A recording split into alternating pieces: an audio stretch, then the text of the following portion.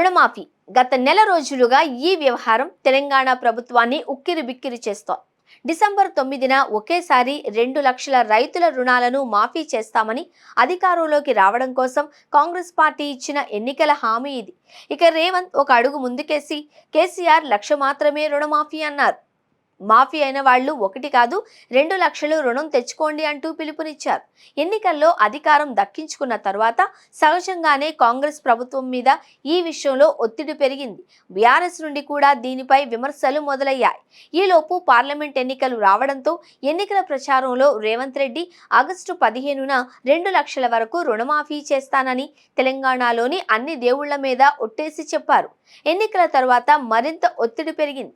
వాస్తవంగా బీఆర్ఎస్ తొలి ప్రభుత్వంలో ఇచ్చిన హామీ మేరకు 1,00,000 వరకు రుణాలు 16,144 కోట్లు 4 విడతల్లో చేశారు. రెండోసారి హామీ ఇచ్చిన కరోనాతో నిధుల సమస్య ఏర్పడింది.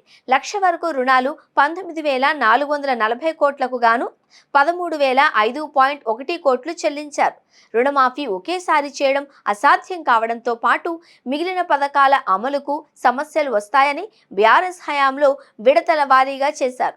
అయితే శాసనసభ, పార్లమెంట్ ఎన్నికల్లో ఇచ్చిన హామీ మేరకు 41,000 కోట్ల రుణమాఫీని 31,000 కోట్లకు కుదించి మాఫీ చేస్తామని కాంగ్రెస్ ప్రభుత్వం చెప్పింది. ఇది అసాధ్యమని తెలిసి బీఆర్ఎస్ మాజీ మంత్రి హరీష్ రావు రుణమాఫీ చేస్తే పదవికి రాజీనామా చేస్తానని సవాల్ విసిరారు.